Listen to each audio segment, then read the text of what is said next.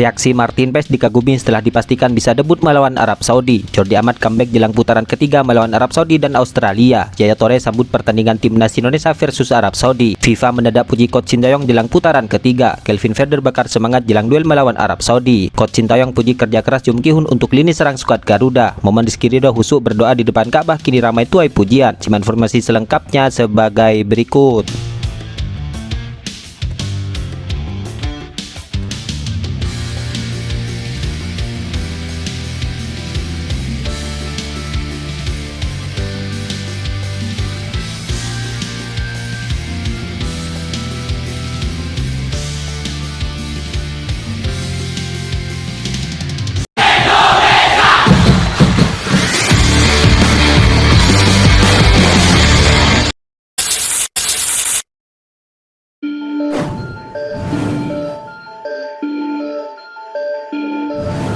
Kiper timnas Indonesia yaitu Martin Paes kini dipastikan bisa bermain untuk timnas Indonesia saat melawan Arab Saudi di putaran ketiga ini. Kepastian itu diungkapkan oleh manajer timnas Indonesia yaitu Sumarji selesai kegiatan MCN di Jeddah. Hari ini sudah selesai kegiatan MCM untuk pertandingan Arab Saudi kontra Indonesia. Pada saat MCM disampaikan dan disahkan bahwa Martin Paes bisa dimainkan di laga tersebut, ujar Sumarji dikutip dari situs resmi PSSI. Sumarji pun mengungkapkan rasa syukur dan terima kasih kepada seluruh penggemar timnas Indonesia atas doa dan dukungannya. Begitu juga untuk Ketua Umum PSSI Erick Thohir atas kerja kerasnya sehingga hal ini bisa terwujudkan. Terima kasih sebesar-besarnya untuk Pak Erick Thohir atas usahanya yang sudah dilakukan untuk bisa membuat Martin Paes bisa dimainkan secepatnya, ujar Sumarji. Ya, semula Martin Paes sempat dinyatakan tidak bisa memperkuat timnas Indonesia saat melawan Arab Saudi. Timnas Martin Paes disebut harus absen karena tidak didaftarkan untuk pertandingan melawan Arab Saudi. Sesuai aturan AFC, pendaftaran nama pemain untuk laga pertama kontra Arab Saudi dilakukan terakhir pada 5 Agustus. Hal ini membuat nama Martin Paes tidak bisa didaftarkan. Hal itu karena proses pemindahan federasinya di FIFA baru selesai pada 18 Agustus yang lalu. Martin Paes sendiri mengaku tidak sabar untuk memperkuat timnas Indonesia saat melawan Arab Saudi. Sampai jumpa besok fans Garuda, ujar Paes dalam unggahan video di akun Instagram timnas Indonesia.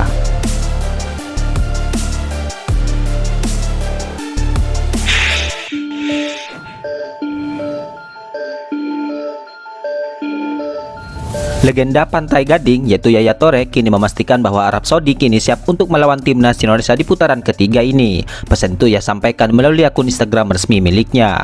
Mantan kapten timnas Pantai Gading itu memastikan bahwa Arab Saudi kini siap untuk menjalani pertandingan putaran ketiga. Kembali bekerja babak selanjutnya kualifikasi Piala Dunia 2026. Mari kita jalani, tulis Yaya Toure. Ya, Yaya Toure merupakan salah satu asisten Roberto Mancini di timnas Arab Saudi. Diketahui Yaya ini mulai bergabung dengan tim pelatih timnas Arab Saudi mulai dari 3 November 2023 yang lalu. Yaya dan Mancini punya hubungan erat saat masih bekerja sama di Manchester City. Yaya merupakan pemain Mancini saat Man City merebut gelar Premier League pertama pada musim 2011-2012. Yaya bukan satu-satunya mantan pemain ternama yang berada di tim pelatih timnas Arab Saudi. Masih ada nama seperti Attilio Lombardo yang merupakan legenda Sampdoria dan mantan pemain timnas Italia.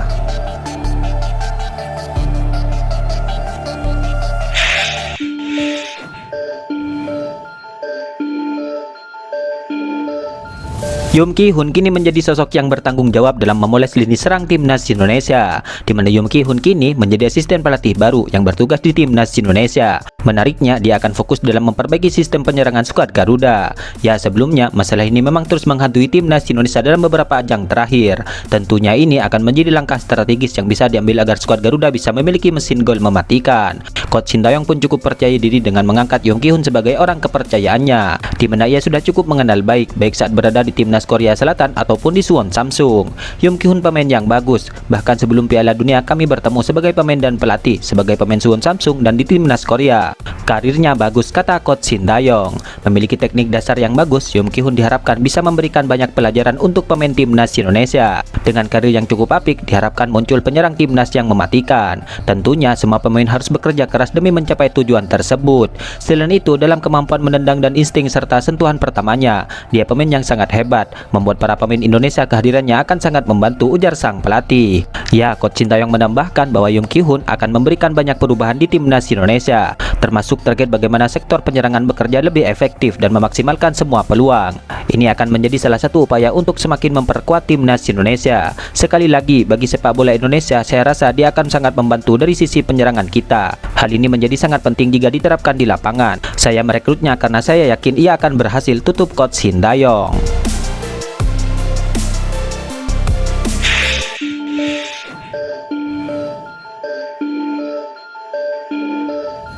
Bek timnas Indonesia yaitu Kelvin Verden kini tengah memiliki rasa percaya diri tinggi seusai ia membawa klubnya menang telak dan clean-sheet di Liga Belanda. Fokus selanjutnya adalah menghancurkan Arab Saudi. Nijmegen menang dengan skor akhir 3-0 saat bertandang ke markas Fortuna Sittard akhir bulan Agustus kemarin. Hal ini menjadi kemenangan yang penting bagi Kelvin Verden karena mereka mampu mempertahankan tren positifnya.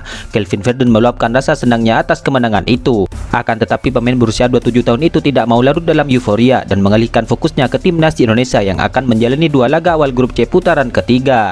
Kemenangan yang hebat, bangga dengan tim. Tujuan berikutnya tugas internasional, tutur Kelvin Verden dalam akun Instagramnya. Ya, Kelvin Verden memang masuk ke dalam daftar 26 pemain yang telah dipanggil oleh coach Sintayong. Bek sayap kiri ini juga telah bergabung dengan skuad timnas Indonesia yang mulai berlatih di Arab Saudi.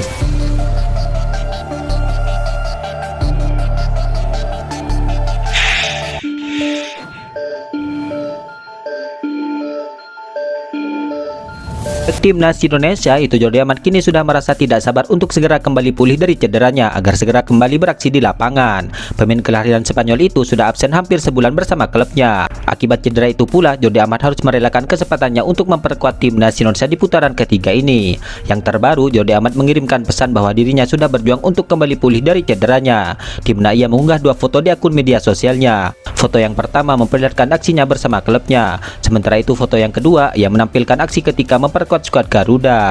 Dalam kesempatan itu pula, ia menyelipkan sebuah pesan jika dirinya saat ini tengah fokus menjalani proses pemulihan. Setiap hari semakin mendekatkanku dengan comebackku. Tidak sabar menunggu, tulis Jordi Amat melalui akun Instagramnya, disertai dengan tagar fokus dan pemulihan. Ya, Jordi Amat diketahui telah absen sejak awal Agustus 2024 yang lalu. Pemain yang berstatus sebagai kapten di klubnya itu sudah menepi sejak pekan ke-8 tepatnya pada 9 Agustus 2024 yang lalu. Dengan perasaan sedih saya ingin menyampaikan bahwa meskipun saya sudah berusaha mempercepat waktu pemulihan, saya tidak dapat bergabung dengan timnas Indonesia.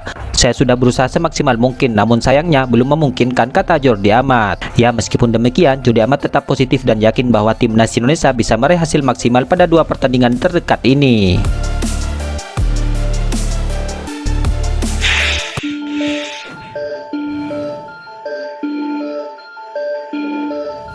Momen umroh pemain timnas Indonesia sebelum bertanding di putaran ketiga ini menjadi perhatian publik. Hal tersebut dinilai sebagai permulaan yang baik untuk para pemain sebelum kembali berlaga di King Abdullah Sport City Stadium besok. Ya, Rizky Ridho adalah salah satu pemain muslim yang menjadi sorotan setelah memposting momen ibadahnya di media sosial.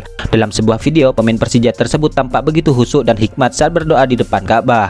Pemain berusia 22 tahun tersebut bahkan sempat menangis haru hingga air matanya tumpah ruah. Selain itu, ia juga terlihat mencium Ka'bah di hadapannya.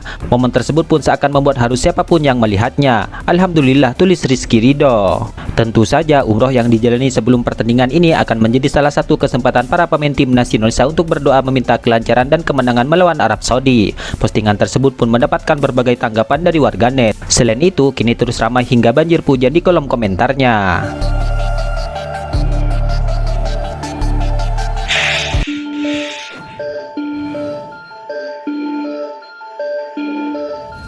Federasi Sepak Bola Dunia kini disebut tiba-tiba memuji coach Sintayong jelang pertandingan timnas Indonesia di putaran ketiga ini. Ya, coach Sintayong memang menjadi sosok pelatih yang sangat dicintai masyarakat Indonesia karena ia mampu menghadirkan segudang prestasi bagi tim merah putih. Meskipun belum menghadirkan trofi bergengsi, akan tetapi coach Sintayong berhasil mengangkat level permainan timnas Indonesia.